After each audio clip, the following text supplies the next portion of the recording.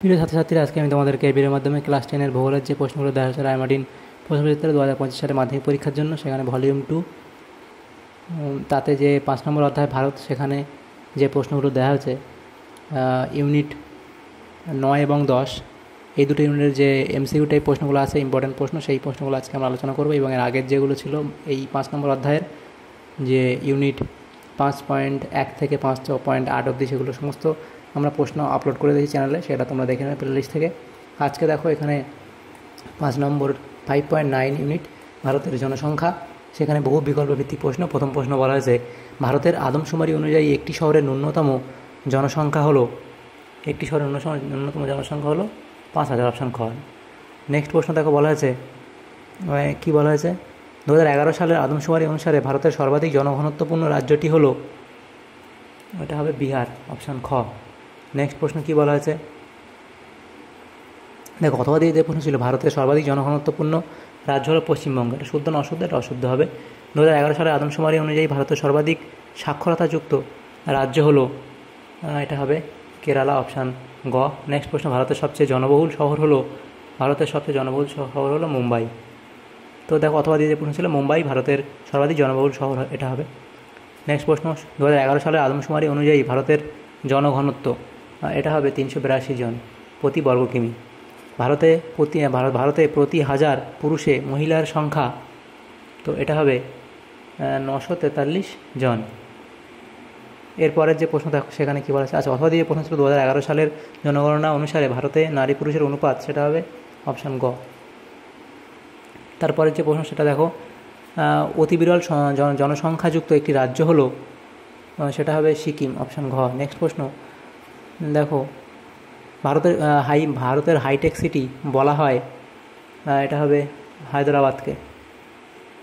Next প্রশ্ন কী বলা হয়েছে, দেখো ভারতের সবুজ নগরী বলা হয়, এটা হবে চেন্নাইকে। নেক্সট প্রশ্ন 10 থেকে কী বলা হয়েছে, সঠিক পদ্ধতি মেনে ভারতে প্রথম পূর্ণাঙ্গ আদমশুমারি করা হয়,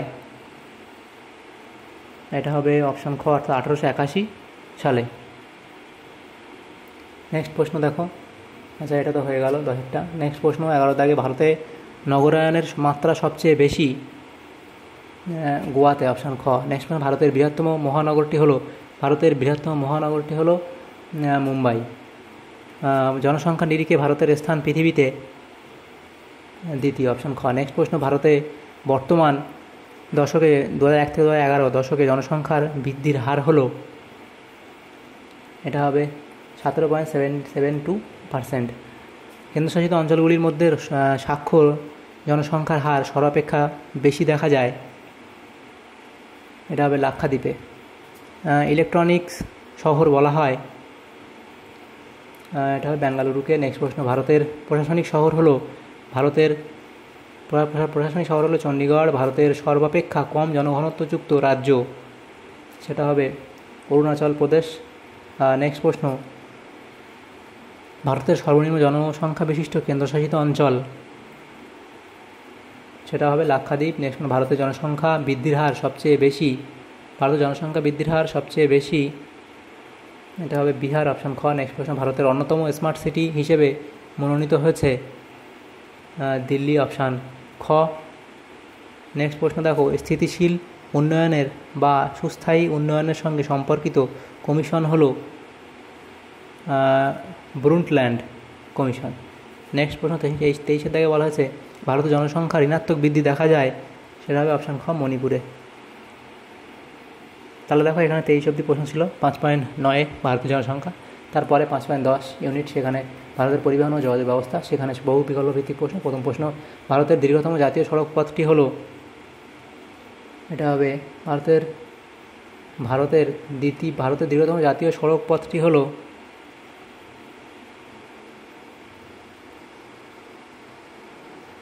দেখো এটা তো কোনো সমস্যা আছে, এটা হবে অপশান ঘ সঠিক হবে, 44 নম্বর জাতীয় সড়ক। নেক্সট প্রশ্ন দেখো কী বলা হয়েছে, হীরক চতুর্ভুজ পরিকল্পনাটি যে পরিবহন ব্যবস্থার সঙ্গে যুক্ত সেটি হলো রেলপথ। নেক্সট প্রশ্ন, উত্তরে শ্রীনগর থেকে দক্ষিণে কন্যাকুমারিকাকে যুক্ত করার জন্য দ্রুতগামী যোগাযোগ পরিকল্পনার নাম দেওয়া হয়েছে, উত্তর দক্ষিণ করিডোর। অপশান গ। নেক্সট প্রশ্ন, ভারতে উন্নয়নের জীবনরেখা বলা হয় জলপথকে। অপশান খ। নেক্সট প্রশ্ন, ভারতের বৃহত্তম বন্দর শহর হলো মুম্বাই। তারপরে প্রশ্ন, পশ্চিম ভারতের প্রবেশদ্বার বলা হয় মুম্বাইকে। অপশান গ। নেক্সট প্রশ্ন, ভারতের প্রাচীনতম ও ব্যস্ততম জাতীয় সড়কপথ যা কলকাতা ও দিল্লিকে যুক্ত করেছে সেটা হলো কোনটা? এটা হবে অপশান গ, NH-19। দক্ষিণ পূর্ব রেলপথের সদর দপ্তর অবস্থিত কলকাতায়। নেক্সট প্রশ্ন, ইন্দিরা গান্ধী বিমানবন্দর অবস্থিত দিল্লিতে। নেক্সট প্রশ্ন, ভারতে যে বন্দরের মাধ্যমে সবচেয়ে বেশি চা রপ্তানি করা হয় তা হলো কলকাতা বন্দর। অপশান গ। ভারতের দীর্ঘতম অভ্যন্তরীণ জাতীয় জলপথ হলো গঙ্গা, ভাগীরথী, হুগলি। ভারতে বলা আছে পরিবহনের সবচেয়ে সুলভ মাধ্যম হলো এটা হবে রেলপথ। অপশান গ। নেক্সট প্রশ্ন, উত্তর পূর্ব রেলপথের সদর দপ্তর অবস্থিত গোরখপুরে। ভারতের স্বাভাবিক পোতাশ্রয়যুক্ত বন্দর হলো বিশাখাপত্তনম। নেক্সট প্রশ্ন, পশ্চিমবঙ্গের ড্যাশ শহরকে উত্তর পূর্ব ভারতের প্রবেশদ্বার বলা হয়? এটা হবে শিলিগুড়ি শহরকে। নেক্সট প্রশ্ন, কোন দুটি স্থান ভারতের দীর্ঘতম জাতীয় সড়কপথ NH-44 দিয়ে যুক্ত হয়েছে?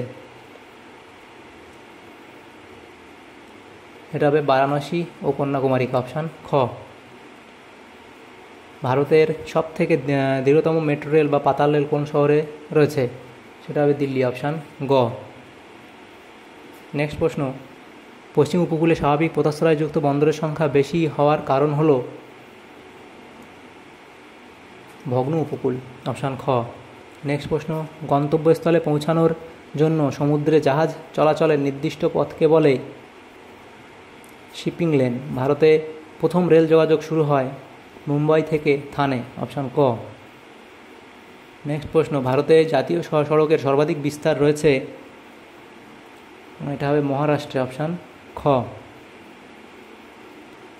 কান্ডালা বন্দর ভারতের কোন রাজ্যের উপকূলে অবস্থিত? গুজরাট। ভারতের দীর্ঘতম নদী রজ্জুপথ হলো এটা ব্রহ্মপুত্র রজ্জুপথ।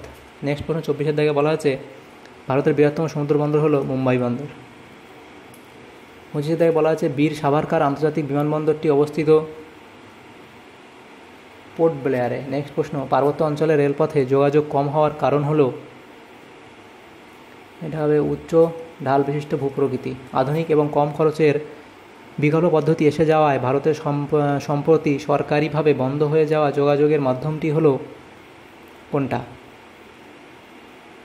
এটা হবে টেলিগ্রাম। পদার্থগুলির মধ্যে যাতায়াত করার জন্য কোন যানবাহনটি সবচেয়ে পরিবেশ বান্ধব? সেটা হবে দাঁড় টানা নৌকা। নেক্সট প্রশ্ন, রাজীব গান্ধী আন্তর্জাতিক বিমানবন্দরটি রয়েছে কোথায়? হায়দ্রাবাদে। নেক্সট প্রশ্ন, ভারতের ক্ষুদ্রতম জাতীয় সড়ক হলো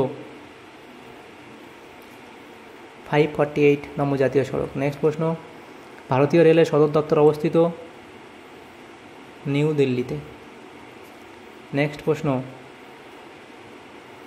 উত্তর দক্ষিণ ও পূর্ব পশ্চিম করিডোর পরস্পর মিলিত হয়েছে ঝাঁসি শহরে। ভারতের দীর্ঘতম রজ্জুপথ অবস্থিত এলিফ্যান্টায়। সোনালী চতুর্ভুজের যে বাহুর দৈর্ঘ্য অধিক তার নম্বর হলো NH-16। ভারতের দীর্ঘতম প্ল্যাটফর্মটি হলো হুবলি। অপশান খ। তাহলে দেখো এখানে যে প্রশ্নগুলো দেওয়া ছিল সমস্ত প্রশ্ন উত্তর আমরা আলোচনা করলাম আমরা 5.9 এবং 5.10 এবং এর আগের ভিডিওতে আমরা এর আগের ইউনিটগুলো বলে দিয়েছি ভারত চ্যাপ্টারে। তো যদি তোমার সামনে উপরে এসে থাকে ভিডিওটা অবশ্যই লাইক করবে আর বেশি বেশি করে বন্ধুদের সাথে শেয়ার করবে। আর পরবর্তী চ্যাপ্টারের প্রশ্নগুলো পাওয়ার জন্য আমাদের চ্যানেলকে অবশ্যই সাবস্ক্রাইব করে রাখবে। Thanks for watching.